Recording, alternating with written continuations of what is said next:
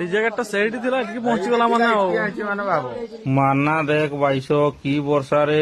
ଏତକି ବର୍ଷା ଆଉ ଜୀବନରେ କେବେ ଆମେ ନାଇଁ ଦେଖିନୁ ଛୁଆର ଏତିକି ଗୋଟେ ଭାବୁଥିଲେ ସଲା ଡିଜେ ଗାଡିଟା କେବେ ବୁଝି ଆଣବେ ଏଇଠିକେ ମାନା 20 ଫୁଟ କେତେ ଡିଜେ ବକ୍ସ ଫକ୍ସ ମେସିନ ସବୁ ବୁଝି ଆଣିଲା ମାନେ ଘର ଆগে ଦେଖିକରି ତୁମେ ନିଜେ କଣା କର ଯେ କାହାର କି କ୍ଷତି ହେଇଥିଲା କେତେ ଜୀବନ ଗଲା କେତେ ଆହତ ହେଇଛନ୍ ମୋର ପାଖରେ ତ ସଠିକ ତଥ୍ୟ ନାଇଁନି କିନ୍ତୁ ତୁମେ ନିଜେ ଏଇ ଭିଡିଓଟାକେ ଦେଖିକରି ନିଜେ ନିଜେ ଚିନ୍ତା କରି ଦେଖ